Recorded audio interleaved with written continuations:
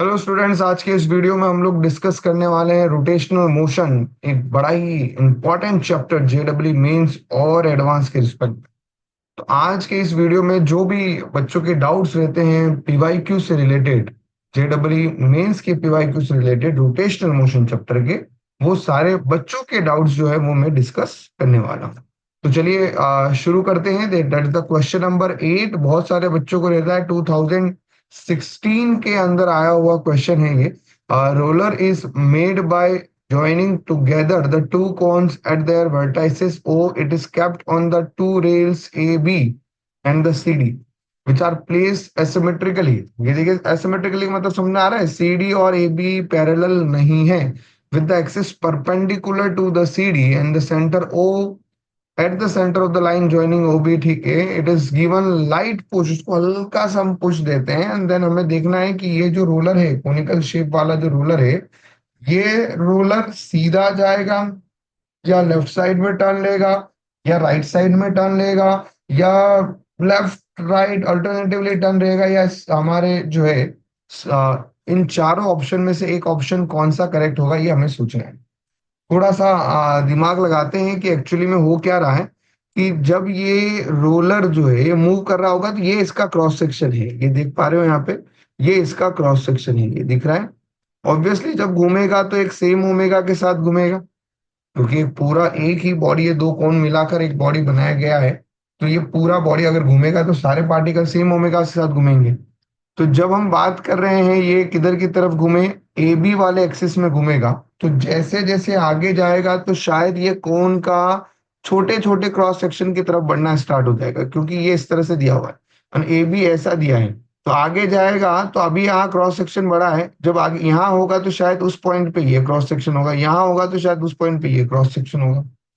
तो शायद इसमें जैसे जैसे आगे जाते जा रहा है, ये जो क्रॉस सेक्शन एरिया है वो डिक्रीज होते जाएगा ए बी वाले पार्ट में, लेकिन सीडी वाले पार्ट जो कि स्ट्रेट लाइन है, वहां क्रॉस सेक्शन एरिया जो है तुम्हारा सेम रहेगा जो इस पॉइंट पे है। ठीक है, ये क्लैरिटी आया। अब क्रॉस सेक्शन एरिया से क्या समझ में आया, यहाँ जो रेडियस होगी, दैट रेडियस विल बी, यहाँ मान लेते हैं R1 है, जो आगे की तरफ गया थोड़ा सा पुश देने के बाद में, तो वहां ए बी वाले पार्ट में, ए बी वाले रेल पे जो क्रॉस सेक्शन होगा कोन का वो छोटा है, तो रेडियस भी छोटा होगा, इधर रेडियस बड़ा है। And we know that they have the same omega, omega same है, तो यहाँ पर लीनियर वेलोसिटी निकालेंगे, that v equal to R1 into omega. And the same time V2 equal to जो CD से पास होने वाला क्रॉस सेक्शन है उसका लीनियर स्पीड होगा R2 into omega. As we know that R1 is greater than R2 is greater than R1, R2 is greater than R1, so we can say that V2 is greater than V1। V2 की speed V1 से ज्यादा होगी, है ना, V2 की speed V1 से ज्यादा होगी। इस तरफ जो है स्पीड कम रहेगी, इधर वाले की स्पीड ज्यादा रहेगी। तो ऑब्वियसली जब ये एक ही बॉडी से कनेक्टेड है, इसकी स्पीड ज्यादा है, इसकी स्पीड कम है, तो ये किस तरफ शिफ्ट हो जाएगा, ये कम स्पीड से मूव कर रहा है, ये ज्यादा स्पीड से मूव कर रहा है, तो ये टर्न ले लेगा कौन सा, लेफ्ट वाला टर्न। अगर मैं ए बी और सी डी को सेम पैरेलल रखता ना, तो फिर ये जो कोन है वो स्ट्रेट ही मूव करता। बट ए बी को मैंने सी डी की तरफ इंक्लाइन किया है, उससे हो क्या रहा है कि इसका क्रॉस सेक्शन एरिया जो है, जब वो सी ए बी के ऊपर वो कोन जब मूव कर रहा है, उसका क्रॉस सेक्शन एरिया कम हो रहा है, तो रेडियस कम होती जा रही है। तो उससे हुआ क्या कि जो ए बी के ऊपर घूमने वाला कोन का क्रॉस सेक्शन है उसका रेडियस कम हो रहा है, उस वजह से उसकी लीनियर स्पीड कम हो रही है।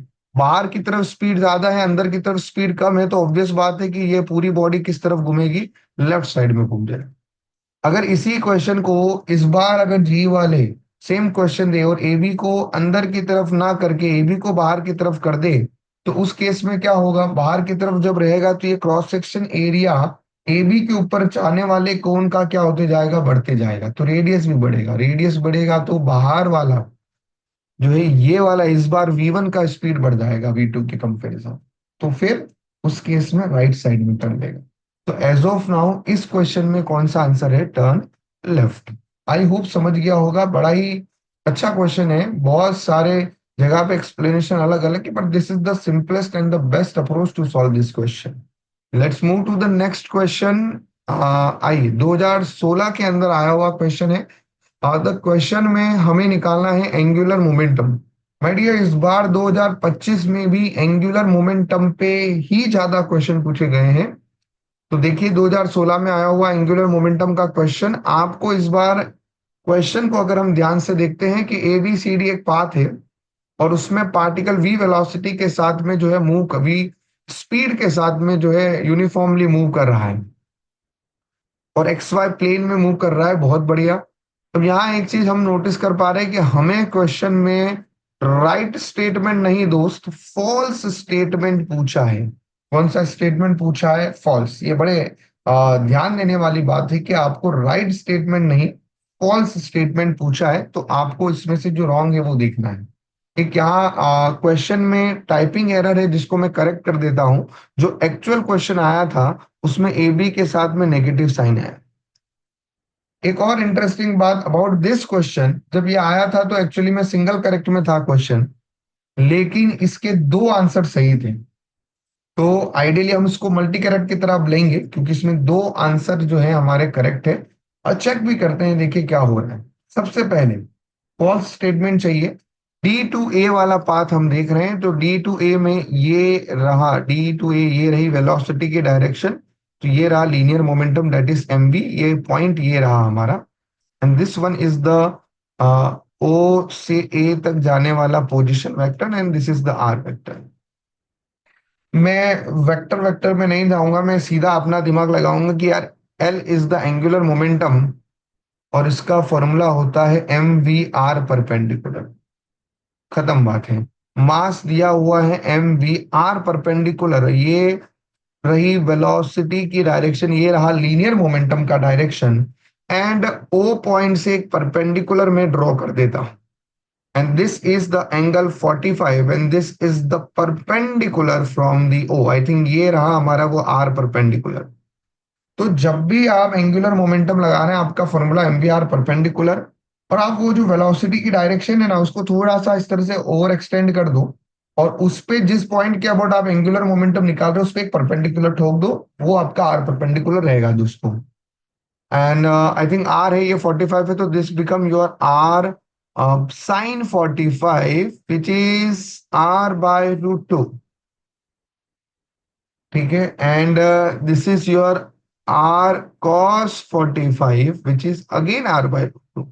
एंड आई थिंक मुझे ये साइन 45 की जरूरत नहीं है, मुझे ये परपेंडिकुलर कंपोनेंट ही चाहिए। तो M V into R perpendicular which is R by root.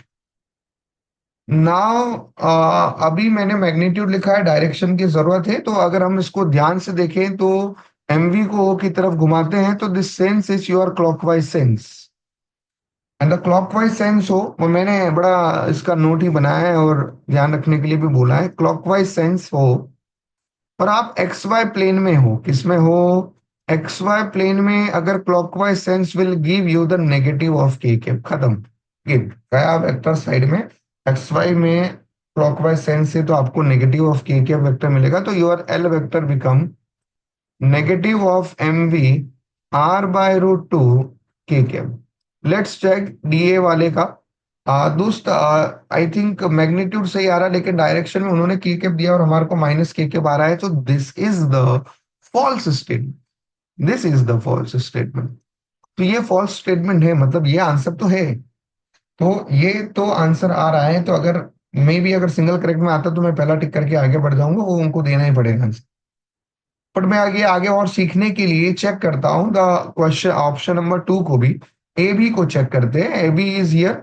I think हमने इसका तो चेक कर ही लिया है, अब ए बी का चेक करते हैं। देखिए ए बी वाला पार्ट ये रहा, इन द सेम टाइम ये रहा तुम्हारा आर वेक्टर। इसके परपेंडिकुलर डिस्टेंस देखते हैं। आई थिंक ए बी के परपेंडिकुलर डिस्टेंस ये होगी, या फिर यहां से ओवर एक्सटेंड करो, ओ से परपेंडिकुलर डालो, तो ये भी तुम्हारा आर साइन 45 आएगा। ये आर था, याद करो, ये 45। तो यहां पर भी जब आप एंगुलर मोमेंटम निकालोगे किसके अबाउट? ए बी के अबाउट, तो this become your M V. Magnitude निकाल रहे हैं पहले। M V R that is R sine 45 is R by root two. Now check the direction. MV को घुमाया ओ की तरफ, this again clockwise sense and the clockwise sense will give you the negative of K cap. And here is also negative, otherwise वो मैं negative नहीं लगाता तो तीन ऑप्शन करेक्ट हो जाते। तो एक्चुअल क्वेश्चन में नेगेटिव था इसलिए मैंने डाला है, तो आई थिंक सेकेंड वाला is the true, it's not a false statement. Let's check the third one also, and here is the C D, C to D जा रहे हैं। थोड़ा दिमाग लगाता हूं मैं, दिस बिकम योर, चलिए यहाँ डायग्राम के थ्रू दिखाता हूँ, दिस इज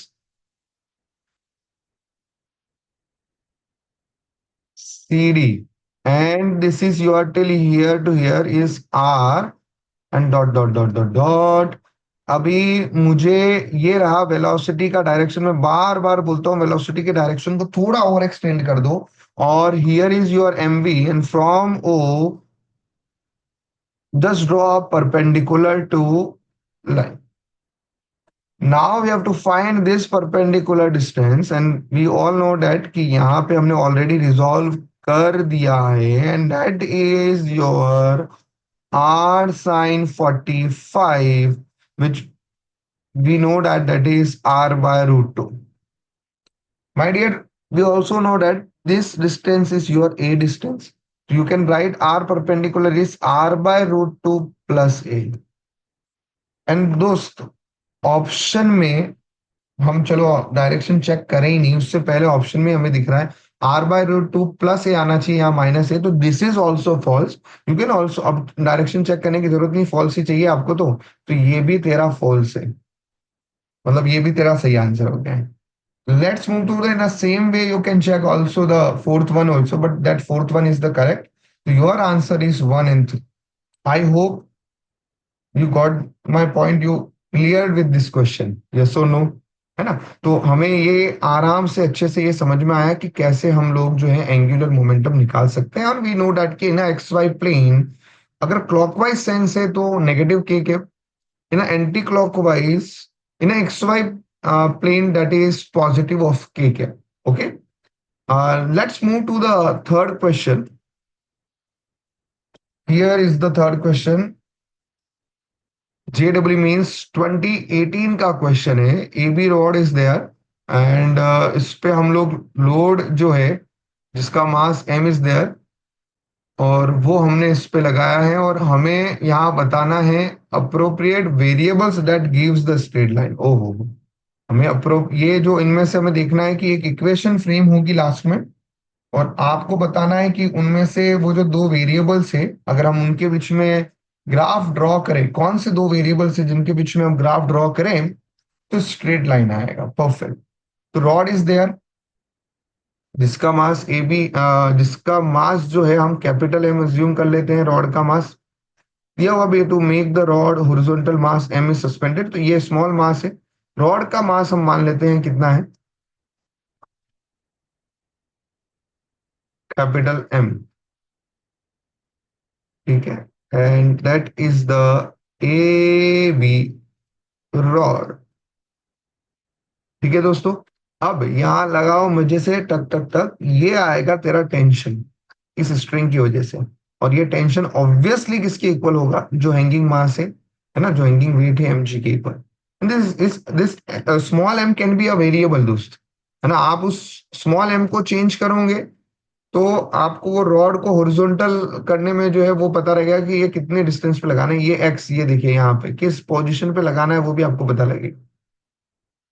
पॉइंट एक्स बोला हुआ है, ये यहाँ पे दिया हुआ है, एक्स पे हमने इसको सस्पेंड किया है, और ये डिस्टेंस एक्स जो है ना माय डियर वो वेरिएबल डिस्टेंस है। अब आप स्मॉल एम का वैल्यू चेंज करोगे तो ये एक्स डिस्टेंस भी चेंज होगा। तो in short you got the variables that is small m और एक्स इज द वेरिएबल, लेकिन वो 1/x लेना है, एक्स स्क्वायर लेना है, क्या लेना है ताकि स्ट्रेट लाइन मिले, उसके लिए इक्वेशन बनानी पड़ेगी। और आई थिंक ये हिंज पॉइंट है यहाँ पे, इसको वो पॉइंट दे देते हैं, इसका वेट कहीं लगेगा यहाँ पे, that is the capital M, और वो लग रहा होता है रॉड के एंड पॉइंट पे बेसिकली लग रहा होता है। तो अगर मुझे इसको हॉरिजॉन्टल रखना है दोस्त, तो मैं इस ओ पॉइंट के अबाउट क्या लेना चाहूंगा, क्या लेना पसंद करूंगा, ओ पॉइंट के अबाउट टॉर्क। ठीक है, मैं इस ओ पॉइंट के अबाउट टॉर्क लेना पसंद करूंगा, क्योंकि ताकि यहाँ इसका टेंशन हट जाए। और ये बोला नहीं है कि ओ मिड पॉइंट पे, इसलिए यहाँ पे मैंने इसको मिड पॉइंट बोला है।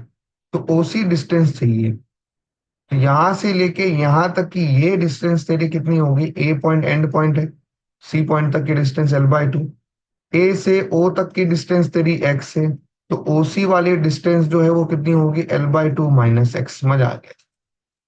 हम to keep it horizontal, horizontal ही रखना है, तो नेट टॉर्क क्या होना चाहिए, जीरो। भाई मोशन नहीं आना चाहिए, रोटेशन नहीं आना चाहिए, तो नेट टॉर्क तेरा जीरो है। उसको इक्विलिब्रियम में रखना है, उसको हॉरिजॉन्टल ही रखना है। तो इक्विलिब्रियम में रखना है, हॉरिजॉन्टल ही रखना है, रोटेशन नहीं आना चाहिए, इसका मतलब नेट टॉर्क को जीरो करेंगे। और वो टॉर्क मैं ओ पॉइंट के अबाउट ले रहा हूँ, ताकि ओ पॉइंट पे लगी हुई स्ट्रिंग का टेंशन का टॉर्क जीरो हो जाए। तो ए पॉइंट पे लगने वाला वेट mg का टॉर्क लेते हैं, और आई थिंक वो आएगा mg इंटू एक्स। दोस्त इसको घुमाओ की तरफ, कौन सा सेंस आ रहा है, एंटी क्लॉकवाइज आया। That anti clockwise sense will give you the positive. मैं हमेशा टॉर्क में एंटी क्लॉकवाइज को पॉजिटिव ले रहा हूँ, क्लॉकवाइज को नेगेटिव ले रहा हूँ। mg का टॉर्क आ रहा है clockwise, that is negative, minus mg into, and that is L/2 minus X equal to C. इस नेगेटिव को इधर भेजेंगे तो this become positive, mg into L/2 minus of X. My friend यहाँ पे क्या हो रहा है, जी से जी कैंसिल हुआ, और यहाँ एक बेहतरीन इक्वेशन बन रही है, mx equal to m into L/2 minus of x. थोड़ा और सिंप्लीफाई करते हैं इस इक्वेशन को, mx equal to ml/2 minus of mx, इसको इधर लिया, small m plus capital M into x equal to ml/2।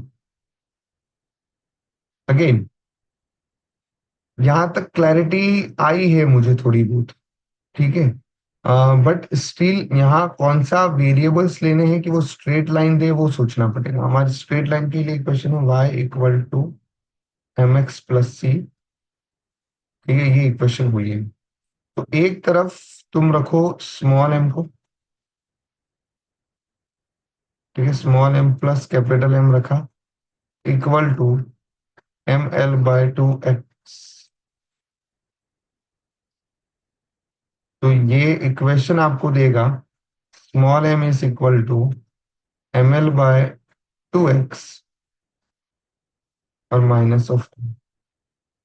यहां से मुझे क्या समझ में आया, ये तेरा y हुआ, ml/2 जो है ये तेरा क्या हुआ, स्लोप हुआ। ये 1/x जो दिया हुआ है ये तेरा x हुआ है, आइडियली देखा जाए, ठीक है।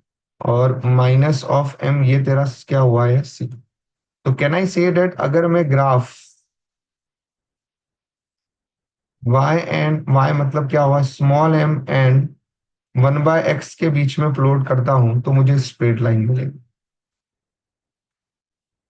क्लियर। तो एक बड़ा ही इजी, नहीं बोल सकते, अच्छा क्वेश्चन हम लोगों ने जो है कवर किया है। m और 1/x के बीच में अगर आप ग्राफ प्लॉट करते हैं तो आपको स्ट्रेट लाइन मिलेगी। क्लियर। सोल्यूशन की चिंता ना करें, आराम से अभी आप समझे, फिर मैं ये जो भी मैंने सॉल्व किया है इस पीडीएफ को मैं ड्राइव पे अपलोड करके उसका लिंक जो है वीडियो के डिस्क्रिप्शन बॉक्स में डाल दूंगा, ठीक है। तो वहां से आप जो है आराम से जो है पीडीएफ को एक्सेस कर पाएंगे। चलिए let's come to the another question. 2019 का क्वेश्चन है दोस्तों यार, बहुत बढ़िया क्वेश्चन है 2019 का। बहुत सारे लोगों को नहीं आया है ये क्वेश्चन, बड़ा अच्छा क्वेश्चन है और काफी लोगों को डाउट्स में रहता है। देखिए क्या दिया है इसमें, कि आपके पास में एक रॉड है, एल शेप की रॉड है, ये इस तरह। और डायग्राम थोड़ा सा इसके अंदर जो है ना कभी कभार कंफ्यूज कर देता है हम लोग, ये इस तरह से दिया हुआ है।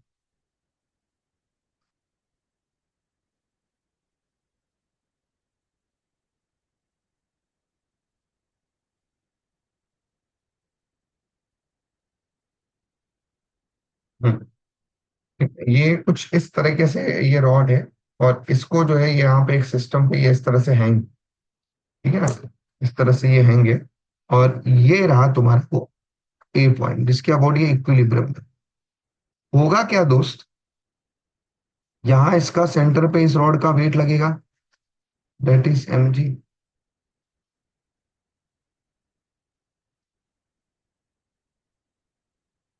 और इसका जो सेंटर है ना वो इसके आगे आना चाहिए, इस लाइन के, ये जो एक्सिस है उसका, एक्सिस ऑफ रोटेशन उसके आगे आना चाहिए।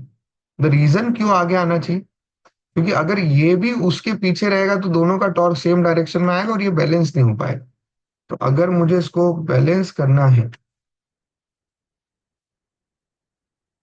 यहाँ आना चाहिए, और दोनों का मास सेम ही है, दोनों एल शेप की रॉड है, दोनों का यूनिफॉर्म मास डेंसिटी और लेंथ सेम है, तो मास भी सेम रहेगा।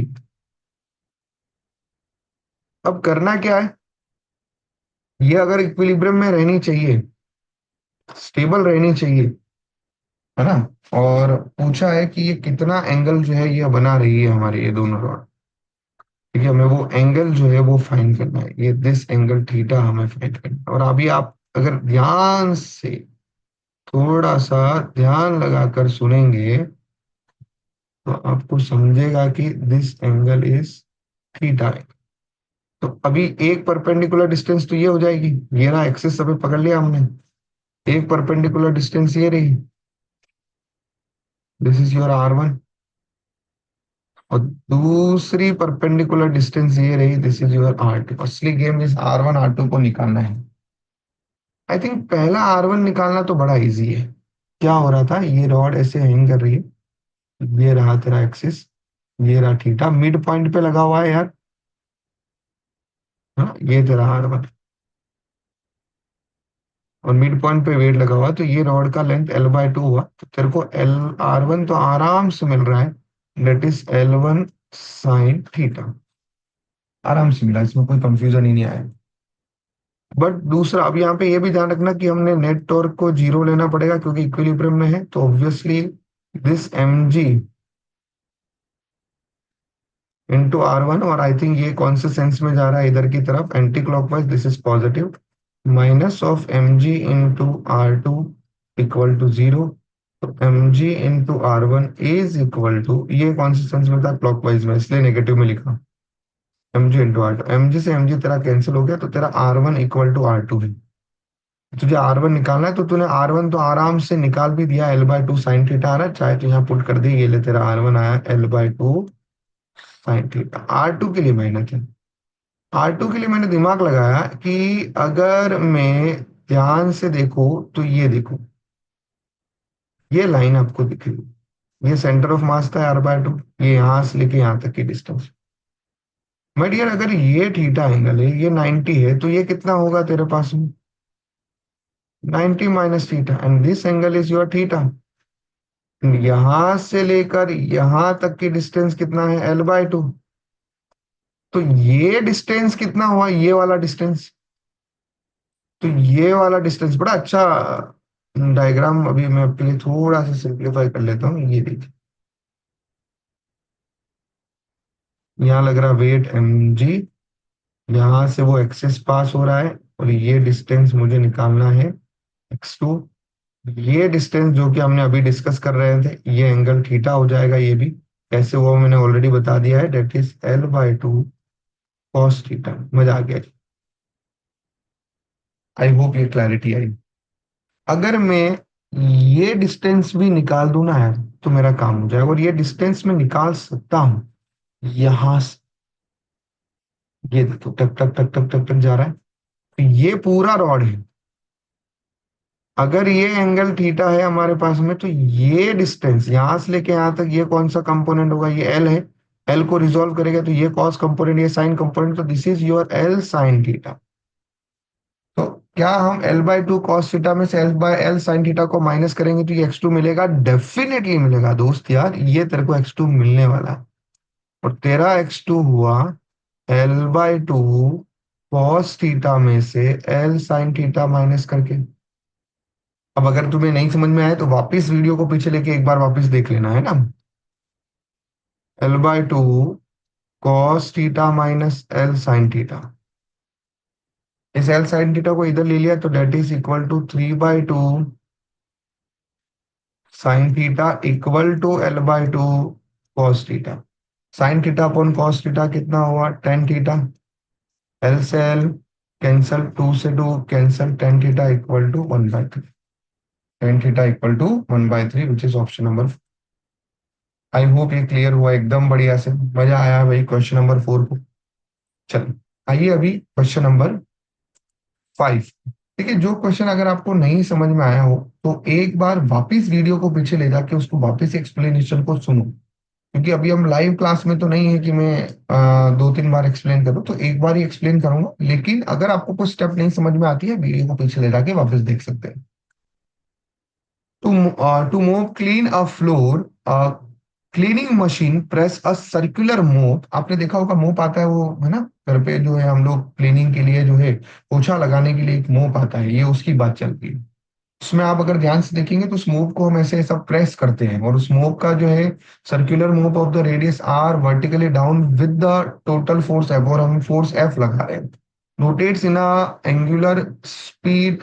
अभी हमें यहाँ पे बताना है कि कितना टॉर्क जो है अप्लाई किया गया है बाय मशीन ऑन द, उसको रोटेट करवाने के लिए। ठीक है, जैसे आप इसको दबाते हो तो वो रोटेट करती है, जैसे आप दबाते हो रोटेट करती है, अगर आपने कभी ध्यान से देखा हो तो।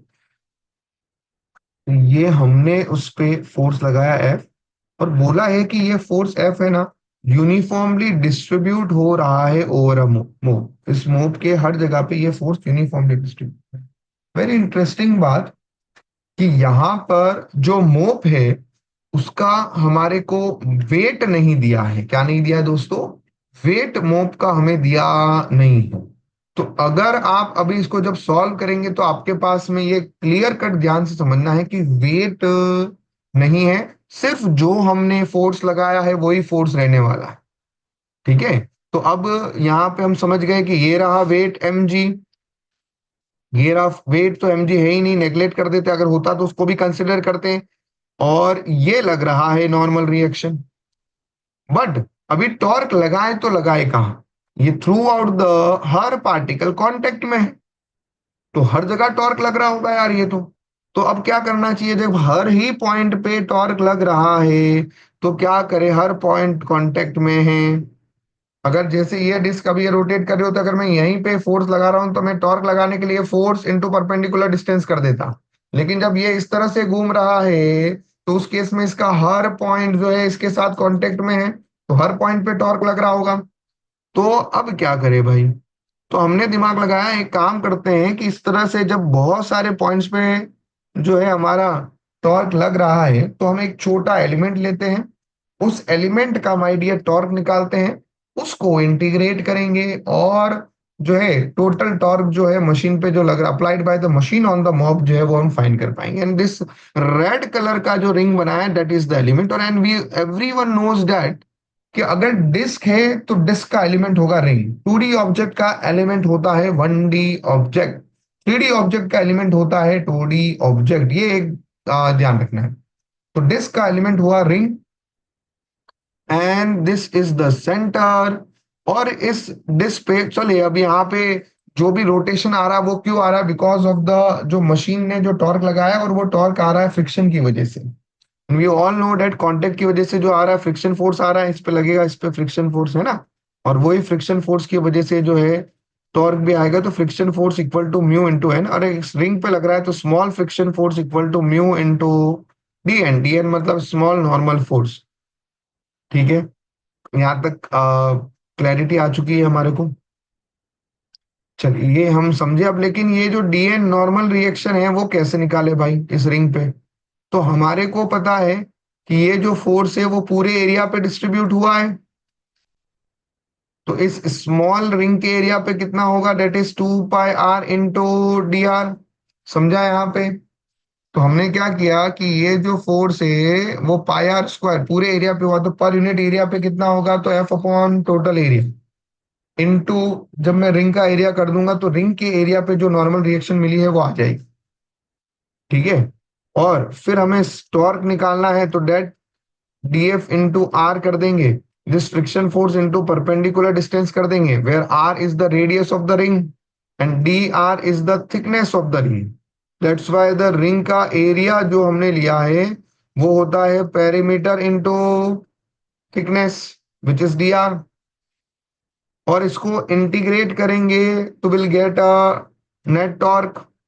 डीएफ को यहाँ पुट करो, एफ अपॉन पाई इंटू, ये स्मॉल आर नहीं माय डियर, इसका मोप का रेडियस कैपिटल आर है, तो total area which is pi R square हो गया। Into 2 pi R into D R into small are.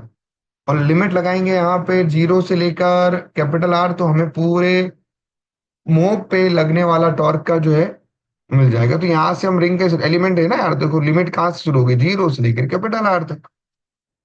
F upon pi R square into 2 पाई, pi से pi cancel, small R square into D R, ये zero से R तक का limit लगाया।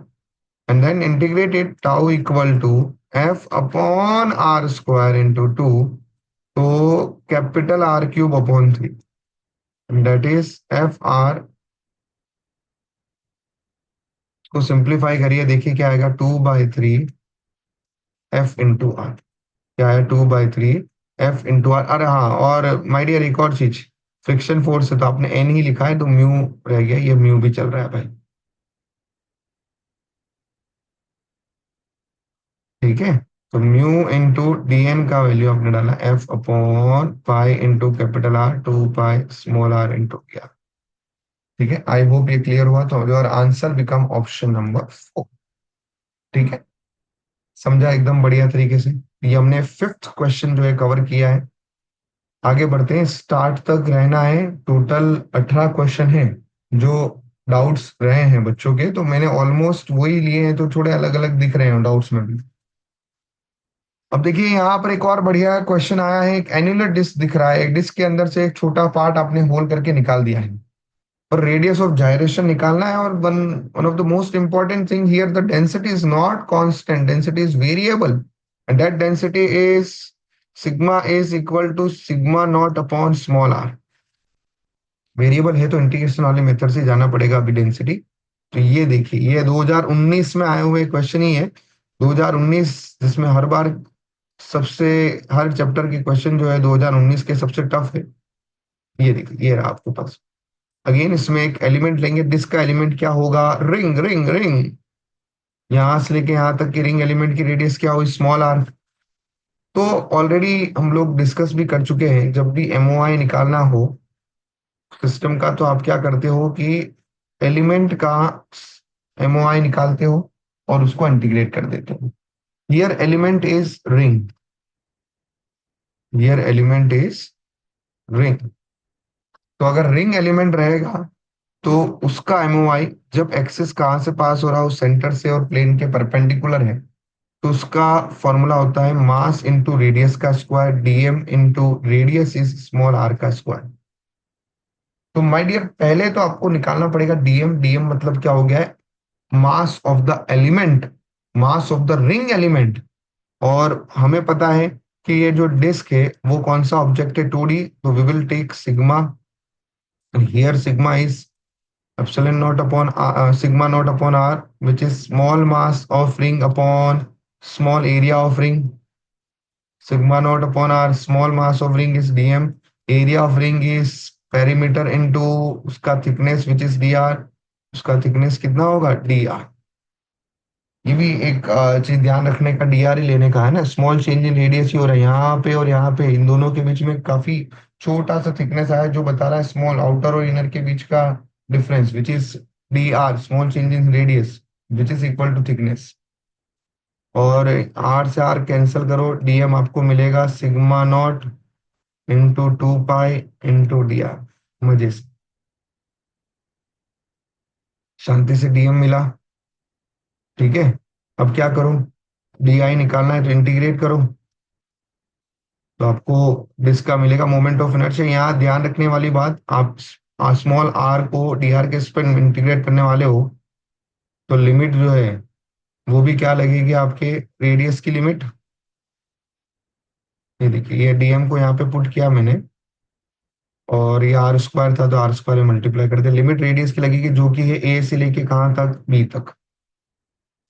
तो चलिए इंटीग्रेट करके सॉल्व करते हैं, तो that is sigma naught into 2 pi आया, इसको इंटीग्रेट किया तो आएगा b cube minus a cube upon 3। पर मुझे यहाँ रेडियस ऑफ जायरेशन निकालना है, क्वेश्चन में आई आपको निकाल के कुछ होगा नहीं, रेडियस ऑफ जायरेशन निकालना है, which is equal to K is equal to I by M. M मतलब total mass, total mass my dear दिया नहीं है तो कहां से निकालू?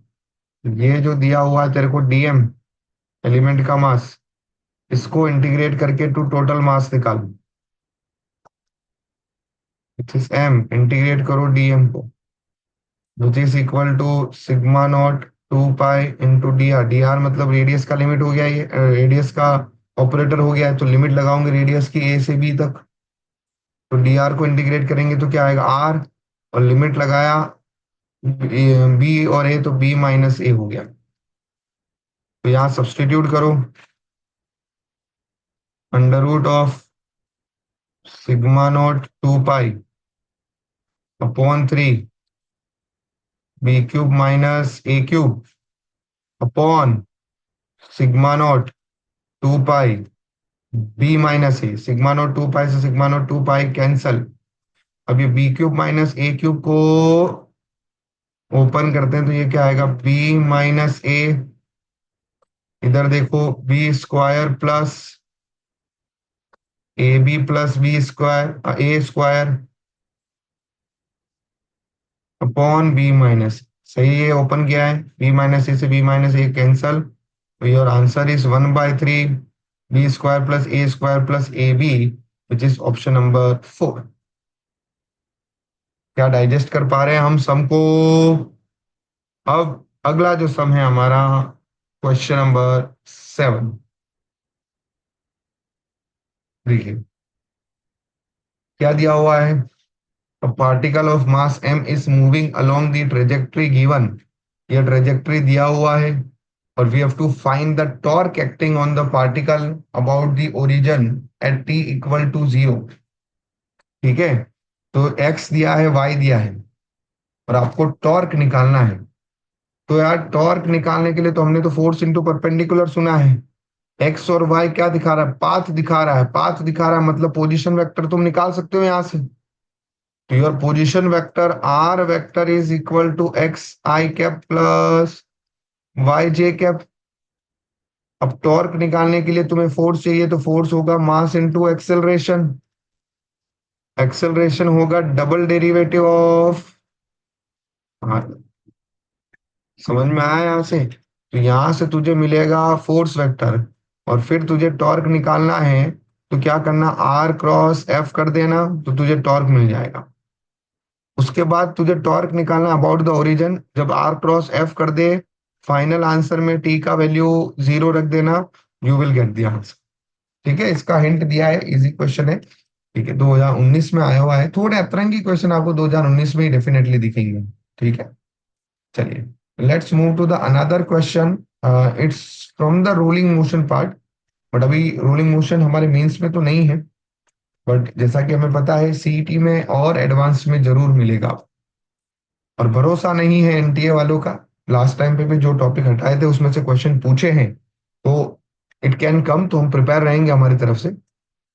देखिए क्या दिया हुआ है, यहाँ साफ क्लियर कट शब्दों में लिखा है रोल, मतलब रोलिंग हो रही है, विदाउट स्लिपिंग हो रही है, मतलब प्योर रोलिंग हो रही है। और जब प्योर रोलिंग होती है उसके लिए फ्रिक्शन डेफिनेटली चाहिए, लेकिन फ्रिक्शन की वजह से एनर्जी लॉस नहीं होता है ना, नो लॉस ऑफ एनर्जी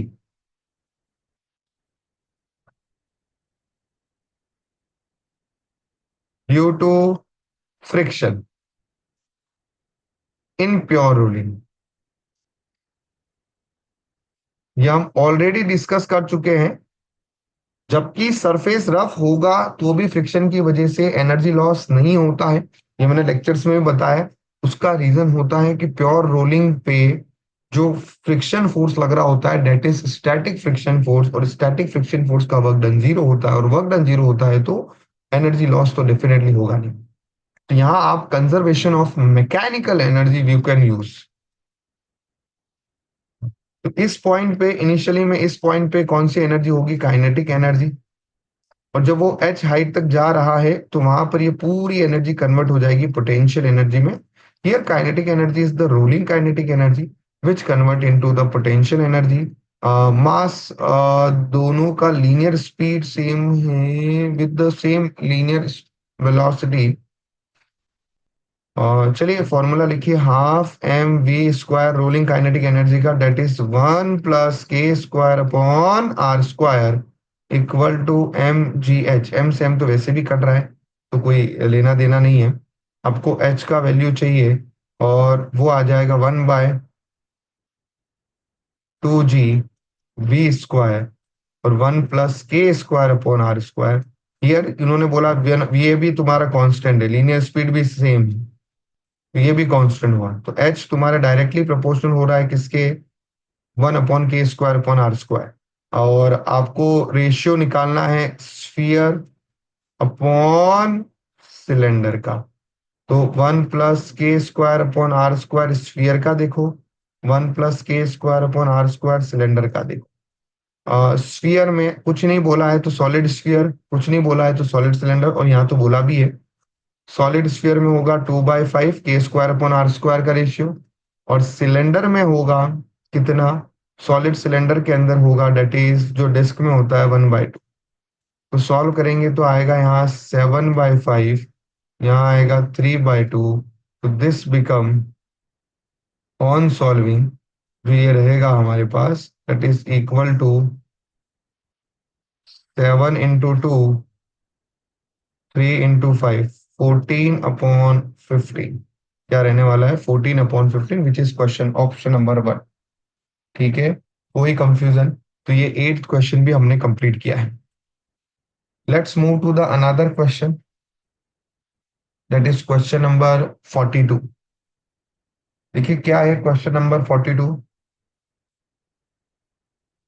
अच्छा क्वेश्चन है। ये रहा एक रॉड,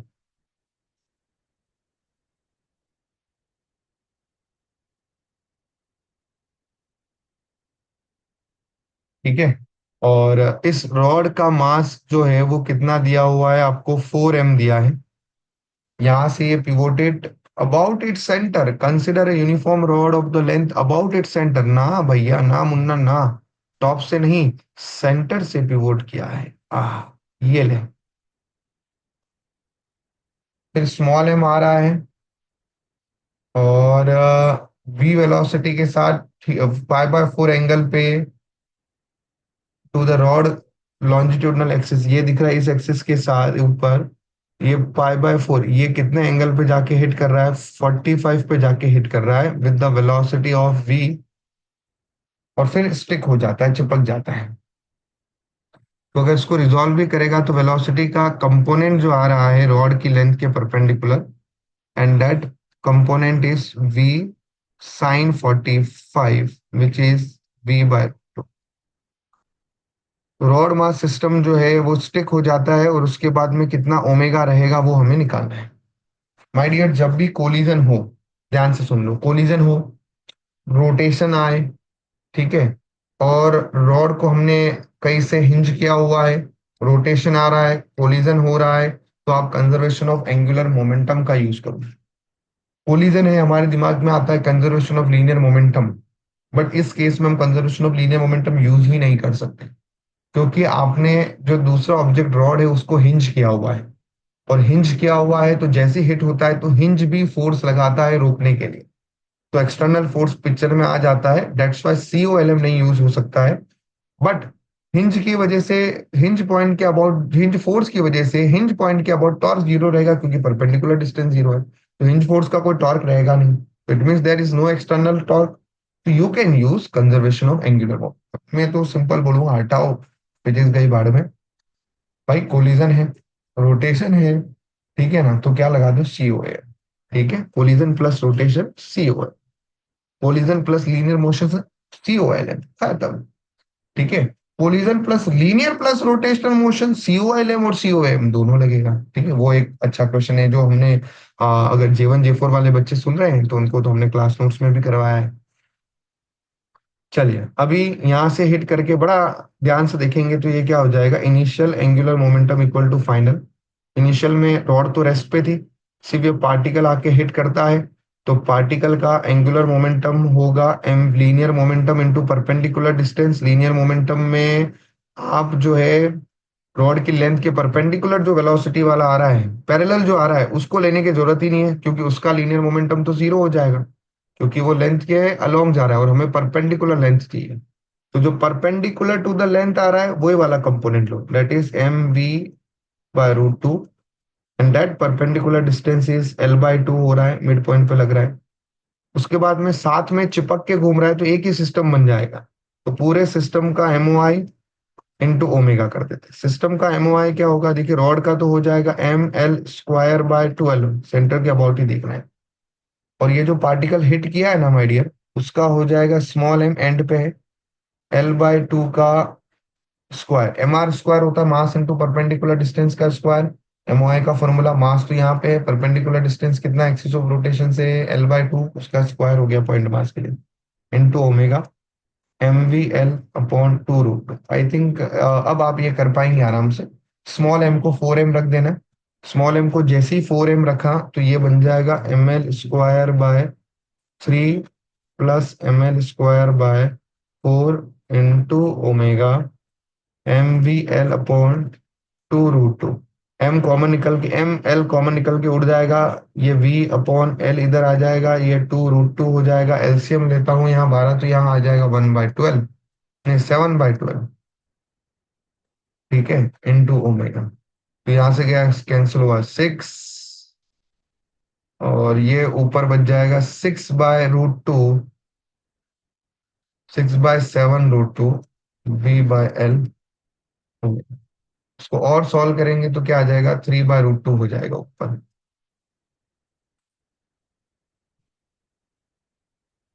ठीक है, चलिए let's move to the another question. Question number 10 हमारा है, और 2020 जेई मेंस का क्वेश्चन है। और यहाँ पर एक डिस्क दिया हुआ है और दो मासेस M1 M2 जो है वो लग रहे हैं, और जब हम इसको रिलीज करते हैं तो डिस्क रोटेट करती है। वैसे तो कॉन्सेप्ट बना के ही क्लास में लिखवाया था मैंने, ये रहा डिस्क, बट एक बार सिर्फ हिंट दे देता हूँ। ये रहा M1, ये रहा M2, दोनों एक ही स्प्रिंग से कनेक्टेड है। डेफिनेटली एक्सेलरेशन दोनों का सेम रहेगा। M1 बड़ा है तो M1 नीचे जाएगा, M2 ऊपर जाएगा with the a acceleration. But here disc is moving, तो कहीं ना कहीं यहाँ एक तो इसका पुली का मास दिया है, दूसरा ये जो स्मूथ सरफेस नहीं है, फ्रिक्शन है, तभी वो इसको पुली को मूव करवा रहे हैं। तो यहाँ पे एक हो जाएगा टेंशन T1 आएगा, इधर की तरफ आएगा टेंशन T2। क्यों चेंज हो रहा है इस पॉइंट पर उस पॉइंट पर टेंशन, क्योंकि यहाँ फ्रिक्शन है, और फ्रिक्शन की वजह से ये पॉइंट और ये पॉइंट का टेंशन अलग अलग हो जाएगा। लेकिन यहां से लेके यहां तक जब आप आ रहे हो तो ये मासलेस स्प्रिंग है, तो इसमें टेंशन में कोई चेंज नहीं होगा। यहाँ T2 है तो यहाँ पर भी T2 होगा, दैट इज, यहाँ T1 है तो यहाँ पर भी T1 होगा, दैट इज T1। इसका वेट लगेगा M1G, इसका लगेगा M2G। पुली रोटेट कर रही है या नीचे की तरफ, ये भी ए, नो स्लिप, यहाँ स्लिप नहीं हो रहा है। तो अगर ये ए से जा रहा होगा तो ये पॉइंट ऑफ द पुली भी ए एक्सेलरेशन से नीचे जा रहा है, तो टेंजेंशियल एक्सेलरेशन इज ए, और ये अल्फा से रोटेट कर रहा है। तो सबसे पहली बात, अगर मैं पुली में देखूं, पुली का टेंजेंशियल एक्सेलरेशन ए है, and that a is equal to R into alpha. और यहाँ पे टेंशन आ रहा है T1 into R minus T2 into R. Alpha की डायरेक्शन वाला टॉर्क पॉजिटिव लिया, फोर्स इंटू परपेंडिकुलर डिस्टेंस, यहाँ परपेंडिकुलर डिस्टेंस रेडियस है, equal to I into alpha. Alpha को T1 minus T2 into R equal to, R यहाँ capital है तो my dear आप भी कैपिटल लिख दीजिए, उन्होंने रेडियस को कैपिटल लिया है, तो that is equal to capital R into alpha, T1 into R minus T2 into R, I into alpha. I into alpha is equal to A upon R, T1 minus T2 into R. एक equation यहाँ मिल गई हमें, दूसरा equation masses से मिलेगी। From M2 you can write the equation T2 minus M2G equal to M2 into A. यहाँ M1 के केस में जो है वो क्या होगा, M1G minus T equal to M1 into A. ठीक है, तो ये इक्वेशन 1, ये इक्वेशन 2, ये इक्वेशन 3।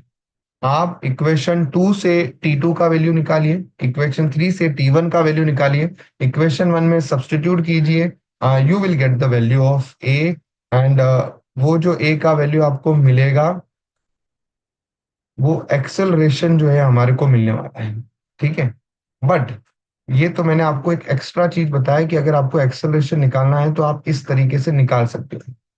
इस क्वेश्चन में आपको एक्सेलरेशन नहीं पूछा है। इस क्वेश्चन में अगर आप ध्यान से देखो तो वो आपसे एंगुलर स्पीड पूछ रहे हैं। क्या पूछ रहे हैं वो आपसे?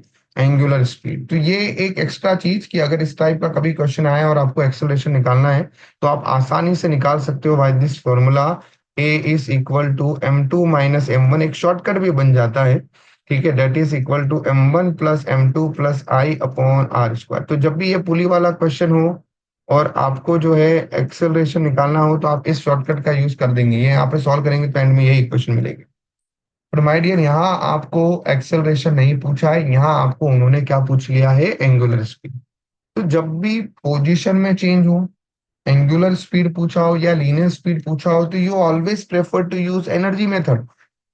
तो दोस्तों यहाँ एनर्जी मेथड का यूज करेंगे। क्या होगा यहाँ पे? ये देखो, ये तो चलो हमारा एक्स्ट्रा ज्ञान दे दिया बीच में हमने। अब आते हैं हम लोग हमारे रियल पॉइंट पे कि इस केस में हमें करना क्या है। ये रहा पुली, ये नीचे जा रहा है कौन?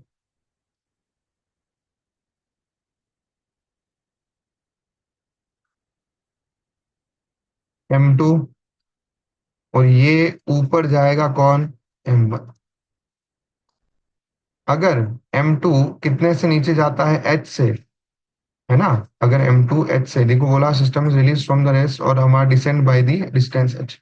ये अगर H से नीचे जाएगा, इन अ सेम टाइम ये कहाँ जाएगा? H से ऊपर जाने वाला है, ये H से नीचे जाने वाला है। तो जो पोटें यहाँ पे देखिए, इनिशियल एनर्जी सबके अपने अपने रेफरेंस लाइन से देख लीजिए। दोनों पहले सेम जगह पे थे, फिर ये नीचे गया, ये ऊपर गया। इनिशियल में एनर्जी जीरो थी, फाइनल में हुआ M2 रेफरेंस लाइन के नीचे गया, that is M2GH। M1 reference line के ऊपर गया, MGH। फिर ये रोटेट की पुली, दैट इज ½ I ω²। साथ में इन ब्लॉक्स को भी क्या मिली? Kinetic energy ½M1V1² plus ½M2V2²। Clear? फिर हमें पता है कि यहाँ जो भी हो रहा है वो, ये जो रोलिंग हो रही है यहाँ पे, ये स्लिप नहीं हो रहा है। तो जितनी वेलोसिटी इसकी होगी स्प्रिंग की, उतनी ही वेलोसिटी ये जो हमारे पुली है उसकी भी टेंजेंशियल वेलोसिटी होगी। तो tangential velocity V is equal to R⍵। तो हम लोग आराम से बोल सकते हैं कि V को हम क्या लिखेंगे? R⍵ लिखेंगे। ऑब्वियसली दोनों सेम स्ट्रिंग के साथ कनेक्टेड है, तो अगर ये V से नीचे जा रहा है तो ये V से ऊपर आएगा। तो V1 इक्वल टू V2 भी कर देंगे हम। और यहाँ पे V को हम R⍵ पुट करेंगे, और जब सारी वैल्यू पुट कर देंगे तो हमारे को I का ओमेगा का वैल्यू मिल जाएगा। ठीक है, आई होप क्लियर है यहाँ पे। तो ये जो एक्चुअल पूछा था वो भी मैंने बता दिया है, और बीच में एक्स्ट्रा ज्ञान एक्सेलरेशन का भी दे दिया है। चलिए आइए अगला क्वेश्चन। माय डियर, ये भी similar type of he question है, बट यहाँ वहां पे हिट किया था, रॉड पे हिट किया था, और हिट करने के बाद साथ में जो है वो मूव कर रहे थे, तो ओमेगा पूछा था। यहाँ ओमेगा नहीं पूछा है, यहाँ पूछा है कि वो कितने थीटा, कितनी हाइट पे जाएगा, और उस केस में कितना एंगल थीटा बन रहा है। तो अगेन पहली बात तो आप समझ गए होंगे, यहाँ क्या यूज करना है? COAM यूज करेंगे, conservation of angular momentum. Conservation of angular momentum क्यों यूज करना है मैं ऑलरेडी एक्सप्लेन कर चुका हूँ। यहाँ MV इंटू ये रही परपेंडिकुलर डिस्टेंस सेंटर से, which is L/2, equal to hit करके दोनों साथ में जा रहे हैं, तो I of system into omega.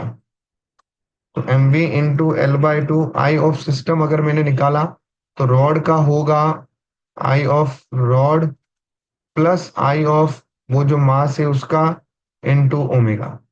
Rod में भी एक्सिस इस बार सेंटर से नहीं पास हो रहा है, एंड से पास हो रहा है। तो क्या होगा? ML²/3। मास में होगा M इंटू L²,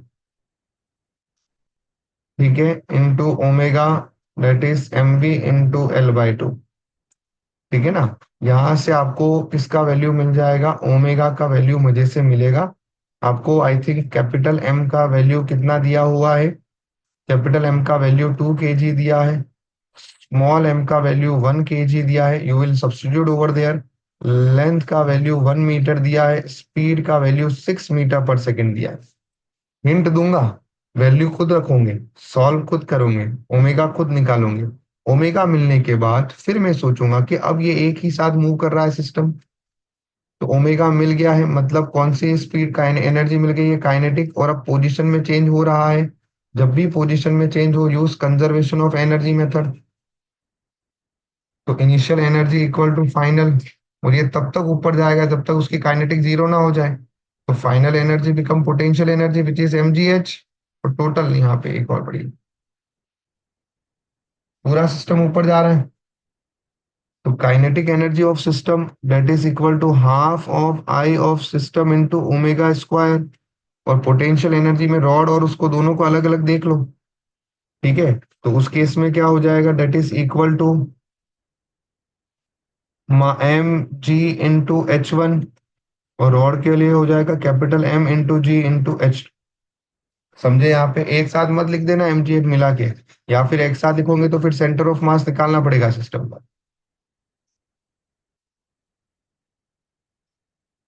ठीक है,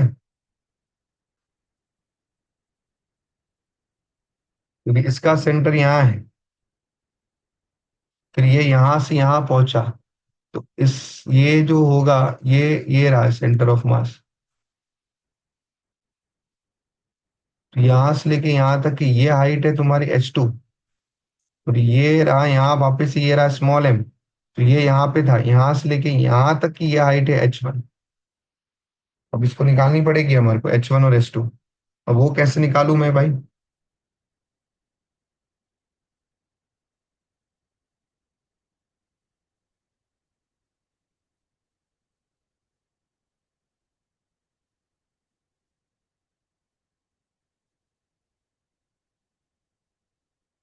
ये रहा हमारा इसका सेंटर पॉइंट, ये रहा इसका सेंटर पॉइंट, और ये एंगल थीटा है।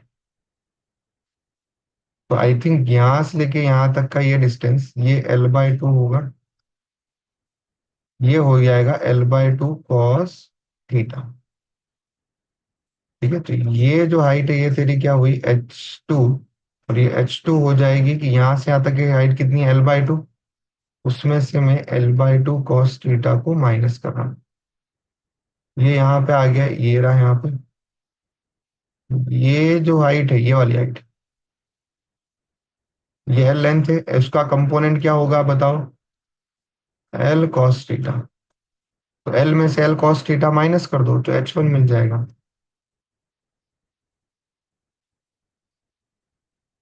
ठीक है, तो अब यहाँ पे हम जब इक्वेशन लिखेंगे 1/2 आई ऑफ सिस्टम, तो भी आप समझ ही गए, रॉड का ml² बाय 3 एंड क्या अबाउट उसका small m into l² into omega square, जो आप ऊपर निकाल चुके हो दोस्तों, है ना, भूलना नहीं है, वो हम ऑलरेडी निकाल चुके हैं। और small m into G into h1 की जगह पे आप अभी लिख दीजिए l, ब्रैकेट में 1 - cos थीटा, इधर capital M g into l/2, 1 - cos theta. फिर इस इक्वेशन को सॉल्व करेंगे, you will get the cos theta का वैल्यू, और अप्रोक्सीमेशन से दिमाग लगा के हमारे को आंसर मिलेगा। ठीक है, आई होप ये क्लैरिटी आई हम लोगों को। क्या ये हिंट सफिशिएंट है समझने के लिए? ठीक है, ताकि हम ज्यादा क्वेश्चन कवर कर पाएंगे और वीडियो का लेंथ नहीं बढ़ेगा। तो सबके पास सॉल्यूशंस होते हैं, तो आप final answer you can check there. ठीक है, और आई होप ये बढ़िया तरीके से हमारे को समझ में आया है ना? और चाहिए तो मैं आपको फाइनल आंसर इसका बता देता हूँ। इसका फाइनल आंसर रहेगा, ऑप्शन नंबर 3 दिया है 63। तो आपको अप्रोक्सीमेशन से जो है 63 के पास में आजू बाजू में कुछ वैल्यू मिलेगी, कि जैसे cos 60 का वैल्यू होता है 1/2, तो 0.5 से थोड़ा सा स्लाइटली कुछ कम आपको जो है वैल्यू रहेगा। तो वो आपका, वहां से आप आइडिया लगा पाएंगे कि 60 डिग्री के आजू बाजू में ऑप्शन है। ठीक है, let's come to the another question. अरे अच्छा क्वेश्चन है ये रहा, एक और 52 क्वेश्चन 2020 सितंबर में आया, ऐसा ही क्वेश्चन 2019 में दिया था, जहां उन्होंने यहाँ से ये इस तरह से था, ये बीच में से कट किया था सेंटर से, और वो बड़ा इजी भी बन गया था विद द शॉर्टकट जो मैंने लेक्चर्स में दिया है वो शॉर्टकट। ठीक है। और बिना शॉर्टकट के नॉर्मल तरीके से करेंगे तो भी हो जाता है।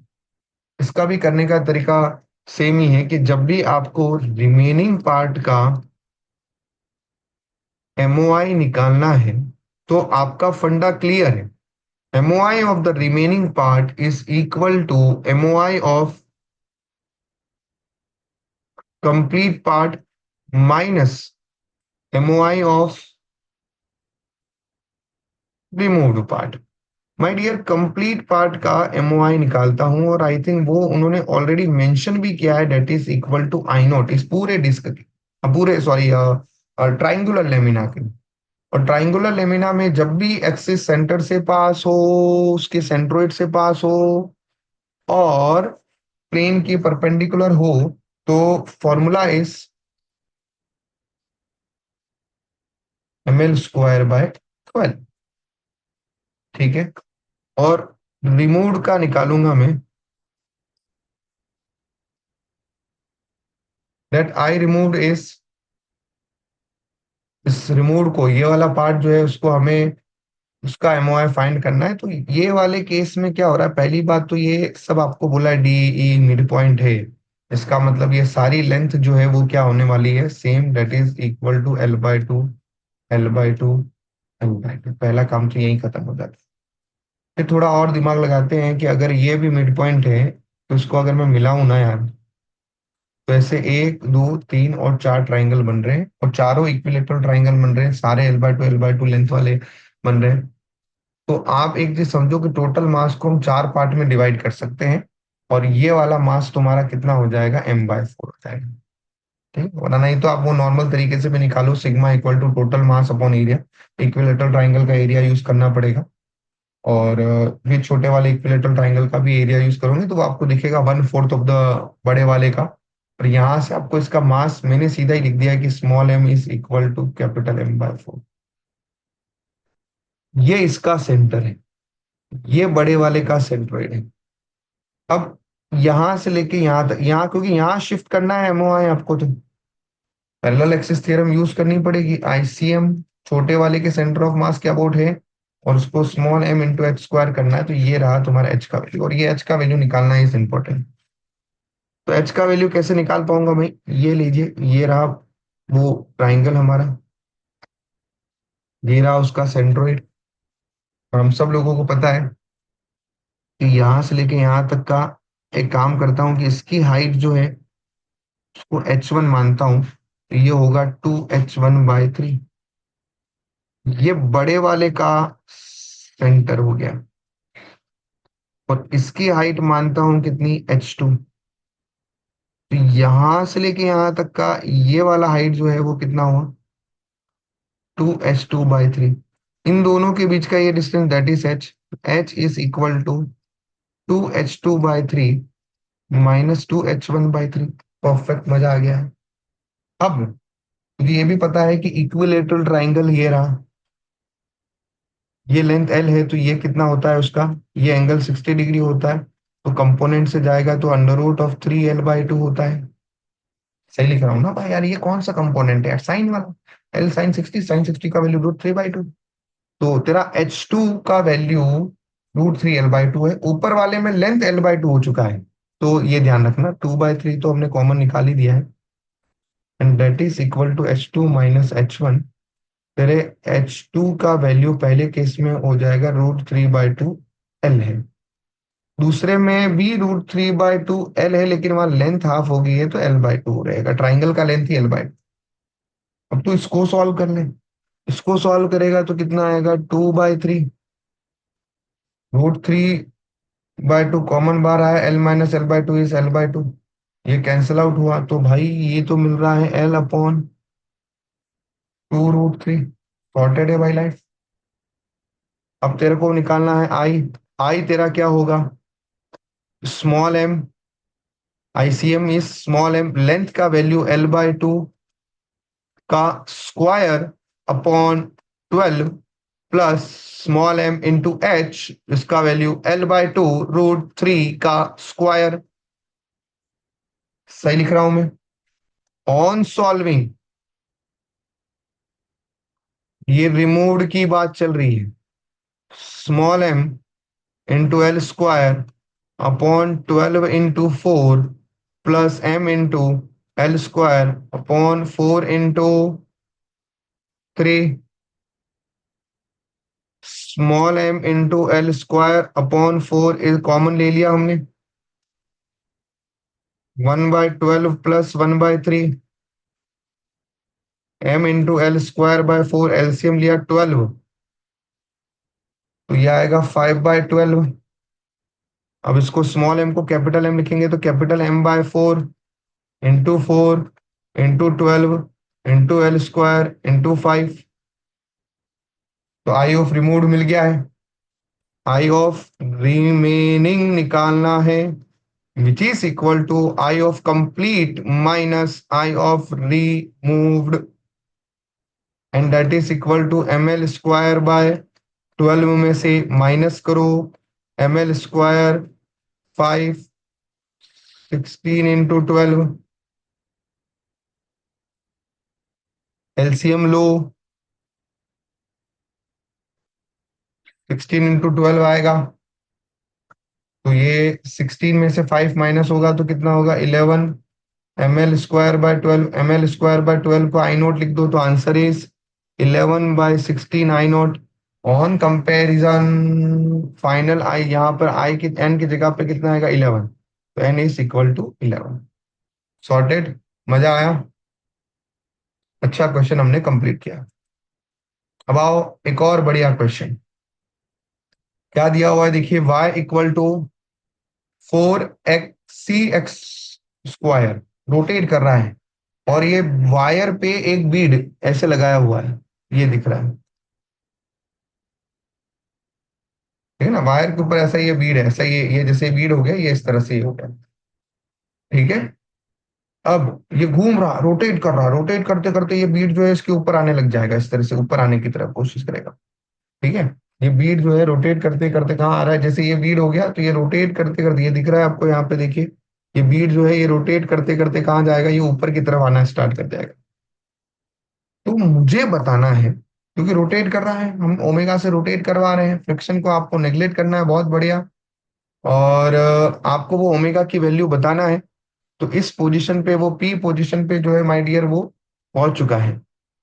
तो ध्यान से बढ़िया से समझते हैं कि क्या सीन चल रहा है। ये रहा, उसके अबाउट रोटेट कर रहा है, यहाँ से यहाँ तक का ये रेडियस भी जो है आई थिंक आपकी ए हो गई है, आप कोऑर्डिनेट दिए हुए हैं, इसका X coordinate is A, Y coordinate is B. उसके अबाउट हम ओमेगा से ये घूम रहा है कुल मिला के। तो उसकी जब भी बॉडी सर्कुलर पाथ में घूमती, अब यहाँ पे आप मुझे बताइए, आपने फ्रेम ऑफ रेफरेंस किसको बनाया? मेरा frame of reference is the wire. Wire खुद भी रोटेट कर रहा है ओमेगा के साथ, तो वायर कौन सा फ्रेम ऑफ रेफरेंस हुआ?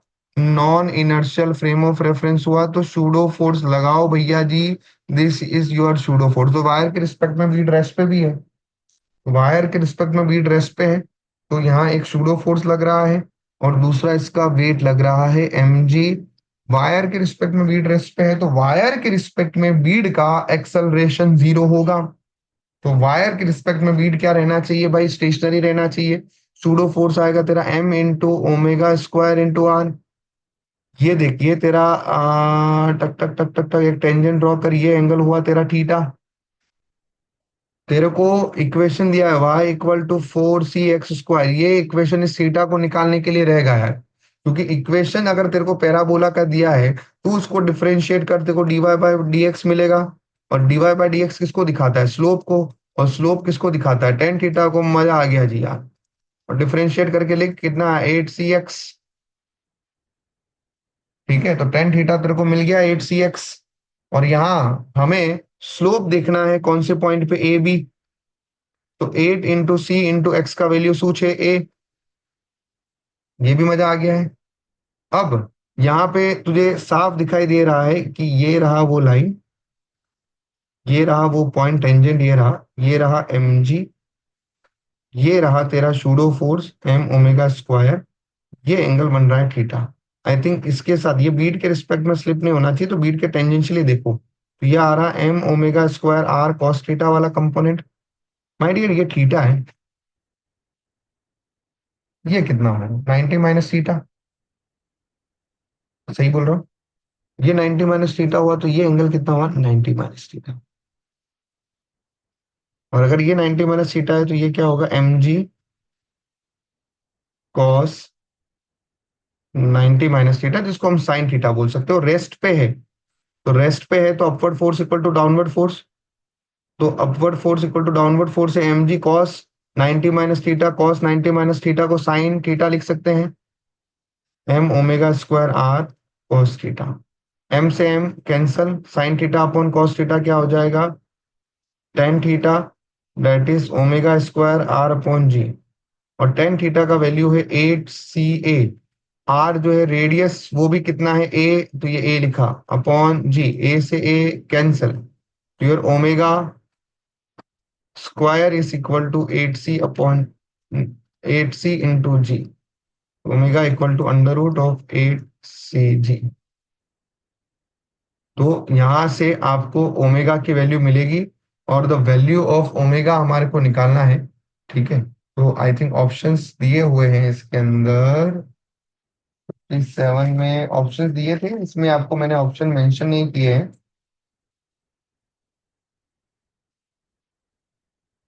Late me check. हाँ हाँ बिल्कुल ऑप्शंस दिए हुए हैं, और ऑप्शंस में जो है इसको थोड़ा और सिंप्लीफाई करके 2√2 cg is the correct option. चलिए, let come to the next question.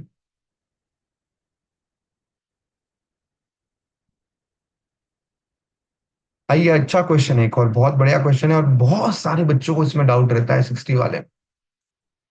Question पढ़ते हैं, और क्वेश्चन के अंदर ही क्वेश्चन को सॉल्व कैसे करना है उसका उन्होंने हिंट दिया है कि एक रॉड है, लेंथ एल है, थीटा एंगल बना रहा है, और उसको आप रोटेट करवा रहे हो, और उन्होंने बोला है कि find the theta, equate the rate of change of angular momentum जिसका direction going into the paper है, पेपर के अंदर जिसका डायरेक्शन जा रहा है, और वो दिया है, और about the centre of mass to the किसके इक्वल करना है the torque provided by the horizontal and vertical force F H and F V about the centre of mass only, और आपको थीटा निकालना है।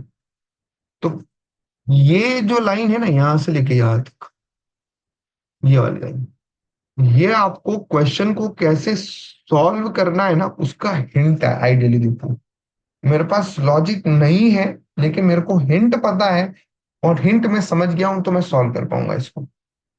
तो उन्होंने आपको हिंट दिया है बेसिकली सॉल्व करने के लिए, और मैं भी उसी हिंट के साथ करूंगा। मैं चाहे तो एक और मेथड से कर सकता हूँ, लेकिन हम जो क्वेश्चन वाला हेल्प कर रहा है तो उसकी हेल्प को बिल्कुल नतमस्तक करते हुए सॉल्व करेंगे। थीटा, ये उसका वेट हुआ एम जी, ये उसका हुआ सेंटर ऑफ मास, घूम रहा है उसके अबाउट ओमेगा से, ये है पॉइंट यहाँ, ये वर्टिकल ये भी दिया है, देखो सब कुछ मेंशन किया है बेचारा, क्या बोलने का। वो बोल रहा है torque due to F H, torque due to F V is equal to M L square by 12 omega square sine theta cos theta. Interesting बात, ये जा रहा है इनटू द पेपर, तो इसको आप पॉजिटिव में मैंने लिया है। इनमें दो देख लो, जो इनटू द पेपर वाला उसको पॉजिटिव लेना, जो out out of the paper है उसको नेगेटिव में लेना। तो अभी क्या करूं मैं भाई, कुछ नहीं, तेरे को टॉर्क निकालना है, एफ एच दिया हुआ है, ये ले। ये सेंटर ऑफ मास के अबाउट निकालना है, ये सेंटर ऑफ मास ये रहा, एफ एच की एफ वी की डायरेक्शन ये रही, परपेंडिकुलर डिस्टेंस मिल जाए, सेंटर ऑफ मास ये रहा। तो या तो हम क्या करें, सेंटर ऑफ मास से फोर्स की डायरेक्शन पे एक परपेंडिकुलर ड्रॉ करते हैं, ये रहा वो परपेंडिकुलर, अगर ये थीटा है तो ये तुम्हारा L/2 साइन थीटा डिस्टेंस होगा। इसको सेंटर ऑफ मास की तरफ घुमाया ऐसे, ये घुमाया, हाथ को देखो ऐसे घुमाया, फिंगर्स को घुमाया, थंब अंदर घुस रहा है, तो इनटू द प्लेन है, ये पॉजिटिव में रहेगा, खत्म बात है। एफ एच ये रहा, इसके परपेंडिकुलर डिस्टेंस ये रही विच इज L/2, इसके साथ एंगल बन रहा है वो कॉस थीटा। इसको ऐसे घुमाया एफ एच को, राइट हैंड को, थंब बाहर आ रहा है, थंब बाहर आ रहा है, तो ये क्या देगा तेरे को, नेगेटिव, बाहर वाला नेगेटिव। अब लिख दे टॉर्क, ये तो नेगेटिव में हुआ एफ एच की वजह से, negative of F H into L/2 cos theta plus F V into L/2 sine theta equal to ml² by 12 omega square sine theta into cos theta. ठीक है। अब इसमें अगर एफ एच और एफ पी की वैल्यू मिलेगी तो आप कॉस थीटा का वैल्यू निकाल पाओगे। तो एक और बार ध्यान से देखो, ये घूम रहा है, ये रहा इसका सेंटर ऑफ मास। तो आपको मैंने हिंज रिएक्शन निकालना सिखाया था, याद आया कि नहीं आया हिंज रिएक्शन निकालना?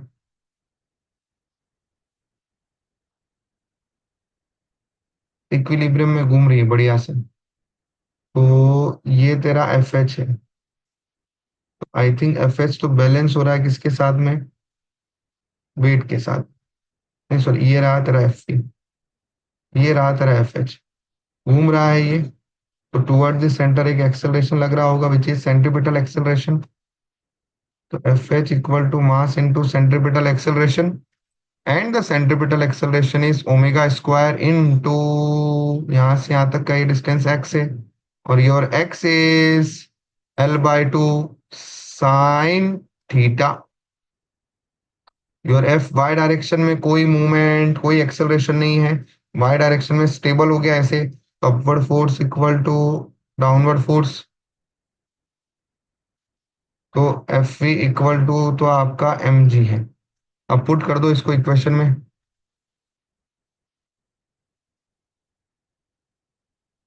पुट टू इन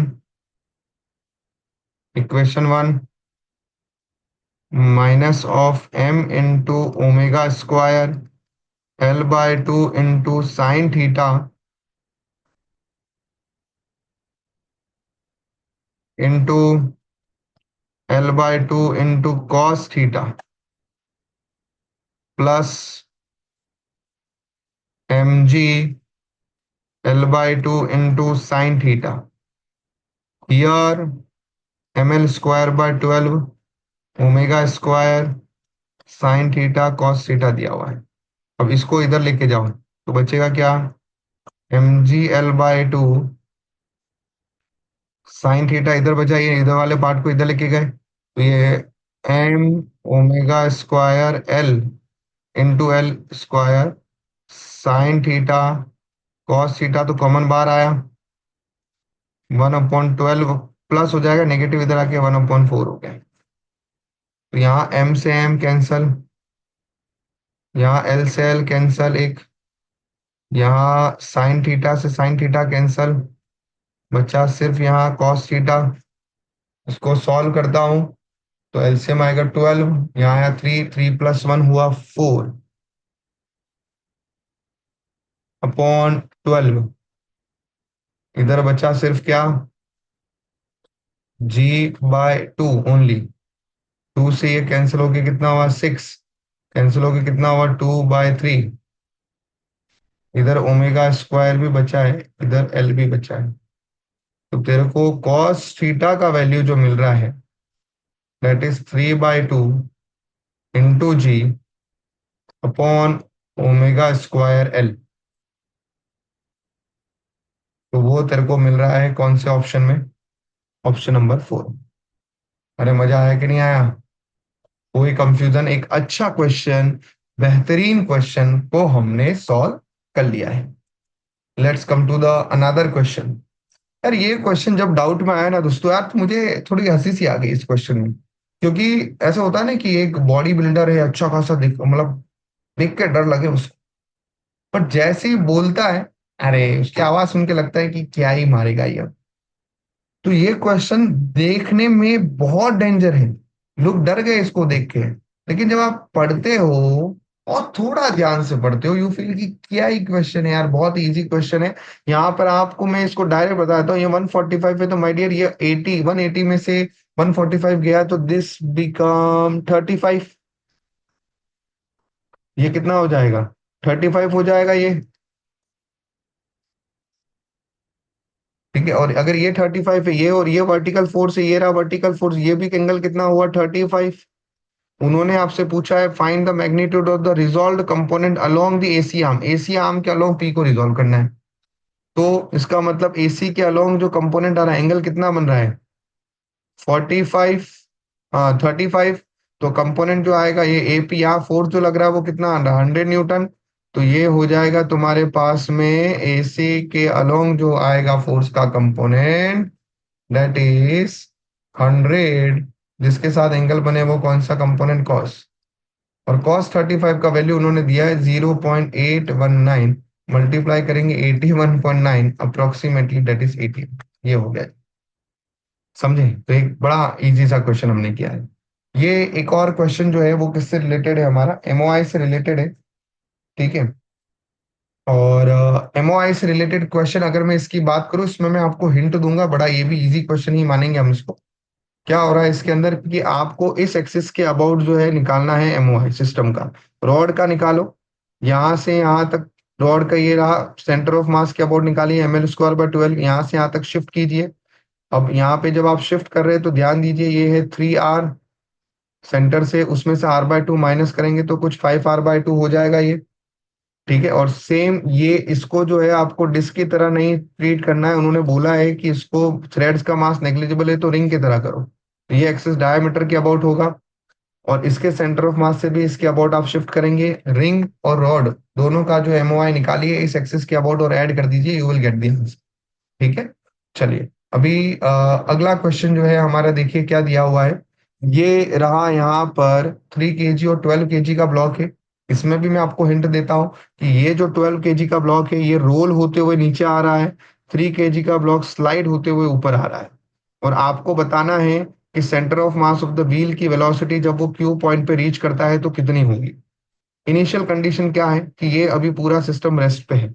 जब भी वेलोसिटी निकालना हो, पोजीशन में चेंज करना हो, COE कंजर्वेशन ऑफ एनर्जी में ठोक के यूज करता हूँ। ठीक है, क्लियर हो गया? मैं जब भी पोजीशन में चेंज हो, वेलोसिटी निकालना हो, कंजर्वेशन ऑफ एनर्जी यूज करूंगा। इनिशियल में ये अभी रेफरेंस लाइन किसको ले रहे हो? अगर आपने इसको रेफरेंस लाइन लिया है तो 12 kg वाला ऊपर है, तो इनिशियल में सिर्फ और सिर्फ 12G/H is your potential energy. ठीक है, ये इनिशियल एनर्जी हुआ। फाइनल में क्या हुआ? 12 वाला तो नीचे आ गया, तो ये तो यहाँ आ गया 12 वाला, तो उसका पोटेंशियल एनर्जी तो जीरो हुआ। 3 kg वाला ऊपर आ गया, उसका पोटेंशियल एनर्जी पॉजिटिव में आया, mgh। प्लस ये यहाँ से यहाँ पे आया तो उसके पास कुछ वेलोसिटी आई है, और वो वेलोसिटी जितनी होगी, जितनी स्ट्रिंग की वेलोसिटी होगी, स्ट्रिंग की जितनी होगी, जितना centre of mass of the 12 kg वाले की होगी, तो ये ऊपर आता है विद द हाफ mv² से। और ये 12 kg वाला नीचे है, रोल करते हुए आया, तो rolling kinetic energy half into m which is 12 into v², 1 + k² upon r²। और ये व्हील दिया हुआ है आप लोगों को, और व्हील को अब हम किसकी तरह माने? Wheel 12 kg inclined on the position connected 3 kg fixed length and pulley, the velocity of the center of mass of the wheel incline। तो कुछ बोला नहीं है तो व्हील को डिस्क की तरह ही मान लेते हैं अभी। और डिस्क के अंदर k² अपॉन r² का वैल्यू इज इक्वल टू 1/2 होता है। तो on solving, initial equal to final करो। इनिशियल है 12G/H, final is 3G/H plus half into 3v² plus half into 12v², 1 + 1/2 which is become 3/2। ठीक है, ये कैंसिल आउट कर, ये यहाँ तक तो क्लैरिटी आ गई हमें। इसको इधर भेजा तो ये 9G/H हो जाएगा। इसमें से मैंने हाफ को कॉमन निकाल दिया है, इवन v² को कॉमन निकाला, 3 प्लस एक हाफ गया तो 6 × 3 18। सही लिखा है मैंने? और ये आ जाएगा 9 mgh equal to half V square into 21। ठीक है। और यहाँ हाँ ये नहीं एम नहीं है, सॉरी। ठीक है। और आपको उसमें वेलोसिटी निकालना है, वी निकालना है। 9 इंटू 2 कितना हुआ, 18 अपॉन 21। और that is equal to G H हो रहा है ये। कोई कंफ्यूजन इसके अंदर? Half M V square 18 upon 21, और ये जी एच है ये। अब इसका हम लोग को क्या करना है, स्क्वायर रूट करना है। क्या करना है इसका हम लोगों को? स्क्वायर रूट करना है। तो आपको बताना है कि इस जगह पे कौन सा टर्म जो है आने वाला है। इसको थोड़ा और सिंप्लीफाई कीजिए। 18 GH अपॉन 21, तो ये सॉल्व होगा तो कितना आएगा, देखिए 6/7 आया। ठीक है। तो एक काम करो, 4 से मल्टीप्लाइड और 4 से डिवाइड करो। तो डेट बिकम, आपको वो एक्स का वैल्यू निकालना है एक्चुअली में, है ना। इसका वैल्यू निकालना है एक्स का। तो ये कितना हुआ, 7, 7 नहीं चाहिए, 36। तो इसको अभी आप सिंप्लीफाई करोगे, you will get the answer. इसको जब आप यहाँ पे सिंप्लीफाई करो, आपको जो है फाइनल आंसर जो है वो, ठीक है। आई थिंक गाइस इसमें एक गड़बड़ हमने कर दी है कि यहाँ पे जो व्हील है ना, उसमें अगर आप लाइंस देख पा रहे हो तो उन्होंने उस लाइंस को, थ्रेड्स को नेग्लेक्ट किया है ना। तो नेग्लेक्ट करके उसको किसकी तरह अज्यूम किया है, रिंग की तरह अज्यूम किया है। किसकी तरह अज्यूम किया है, रिंग की तरह उन्होंने अज्यूम किया है। और अगर आप इसको रिंग की तरह अज्यूम कर रहे हो, तो फिर यहाँ पर आपका k² अपॉन r² का जो वैल्यू होता है, डेट बिकम योर वैल्यू 1। तो यहाँ 1+1 करोगे तो यहाँ आ जाएगा तुम्हारे पास में कितना, 2। ठीक है। ये कितना आएगा तुम्हारे पास में, 2 आ जाएगा। तो इसको जब हमने यहाँ पे 1+1/2, यहाँ 1/2 हमने बाहर निकाल दिया है, तो ये कितना हो जाएगा, 12 इंटू 2 जो है, ये कितना हो गया। इसको अगर हमने फर्दर सिंप्लीफाई किया तो ये आ जाएगा यहाँ 3 प्लस, यहाँ तक क्लैरिटी आई है। वो 1+k² अपॉन r² का वैल्यू हो जाएगा 1। रिंग के अंदर क्या होता है, k² अपॉन r²। तो ये हो गया तुम्हारे पास में 12 इंटू 2 कितना हुआ, 24। तो this become your 27। I think इसको सॉल्व करना इजी हो रहा है। ये 1 हो गया, यहाँ पे आ जाएगा 3। इतना कॉम्प्लिकेटेड नहीं रहेगा एंड में। तो इसको अभी आप रब कर दीजिए। ये गलती के लिए मुआफी, है ना। गलती से उसको मैंने डिस्क कंसिडर कर दिया था, लेकिन वो रिंग अगर मैं ध्यान से देखूं तो वो व्हील के अंदर ऐसे उन्होंने डायग्राम में दिया है, मतलब वो बोल रहे हैं आप इसको रिंग की तरह कंसिडर करो। ठीक है। तो 2/3 into GH equal to V²। Perfect. और आपको V निकालना है, दैट इज √2 GH अपॉन 3। ठीक है। यहाँ उन्होंने इसको और उन्होंने सॉल्व किया है। क्या करो अभी इसके अंदर, इसको अभी आप 4 से, इसको और अभी आपको सॉल्व करके जो है एक्स का वैल्यू जो है आपको निकालना है। ठीक है। आपके पास ये आ गया, तो अभी आप क्या कीजिए, इसके अंदर 4 से मल्टीप्लाई कीजिए, दैट इज 8 GH अपॉन 12। ठीक है। जब 8 GH अपॉन 12 करेंगे तो ये आ जाएगा यहाँ पे 1 बाय, इसको जब हमने सॉल्व किया तो डेट इज इक्वल टू 1/4 बाहर निकल जाएगा, 1/2। और अंडर रूट ऑफ बचेगा 8/3 इंटू GH। और 8/3 को हम अप्रोक्सीमेटली 3 के आसपास ले लेते हैं, नियरेस्ट इंटीजर बिकम 3। ठीक। The next question is this. ये भी बड़ा अच्छा क्वेश्चन है। इसका मैं आपको हिंट दूंगा और ये आप खुद से सॉल्व करेंगे। हिंट क्या है, t=0 पे था, t=2 सेकेंड तक जा रहा है। ये t 0 से 2 तक गया। यहां से यहां तक ये कौन सी रोलिंग हो रही है, जो है वो स्लाइडिंग मोशन में है। फिर 2 सेकंड के बाद वो प्योर रोलिंग में आ रहा है। जब स्लाइडिंग मोशन में था तो ऑब्वियसली फ्रिक्शन तो यार लग ही रहा है, फ्रिक्शनल सरफेस है, ये देखिए बढ़िया सा फ्रिक्शनल लगेगा इसके ऊपर। तो फ्रिक्शन फोर्स लग रहा है, कंटिन्यूसली लग रहा है। दैट फ्रिक्शन फोर्स की वजह से, that friction force negative of friction force equal to mass into acceleration, acceleration is equal to negative of F by M, F का वैल्यू होगा mu into M G upon M, तो that is equal to minus of mu G. ये तो clear हो गया।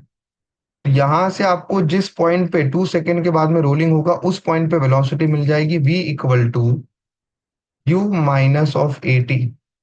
Initial में उसका velocity 18 था, minus of mu G into time T दिया हुआ है।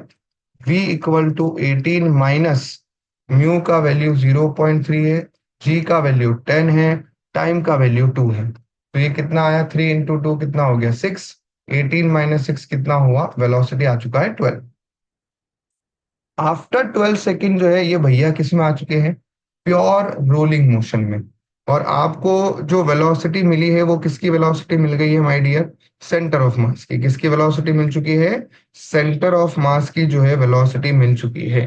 जब आपको सेंटर ऑफ मास की वेलोसिटी मिल ही चुकी है, प्योर रोलिंग है ही है, तो रोलिंग काइनेटिक एनर्जी का फॉर्मूला लिख दीजिए। That is half M V square 1 + k² upon R square. इसमें बोला है डिस्क तो कोई कंफ्यूजन ही नहीं है। हाफ इंटू मास दिया हुआ है 0.5, v की जगह पे आ गया 12 का स्क्वायर 1 + 1/2। अब इतना सॉल्व करने का काम तो आप कर ही सकते हैं। आई होप जो मुझे डाउट्स भेजे गए थे बच्चों ने, मैंने वो सारे सॉल्व कर दिए हैं। मेंस के पीवाईक्यूज हो गए हैं। अगले वाले में मैं एडवांस के पीवाईक्यू आपको सॉल्व करके भेजूंगा। एंड देन फिर उसके बाद में एक और वीडियो बनाऊंगा जिसमें एक्सरसाइज के जो डाउट्स है वो रहेंगे। जिन बच्चों के लिए स्पेशली जो हमारे मेंस वाले बच्चे हैं, है ना, J2 बैच वाले, J6 बैच वाले, J8 बैच वाले, J5 बैच वाले, वो बच्चे भी जो है इस वीडियो को बहुत अच्छे से अगर आपने देखा है तो उसको नोट डाउन करो, इसकी जो लर्निंग्स मिली उनको सॉल्व करो। J1 J4 वाले भी जो है इन क्वेश्चंस को अच्छे से नोट डाउन करो। अच्छे क्वेश्चन है, बढ़िया क्वेश्चन है ना, आपको कुछ नया सीखने को मिला है तो उसको अपने नोट्स में डालो। ठीक है, तो मिलते हैं अगले वीडियो में, तब तक के लिए बाय बाय, जय हिंद।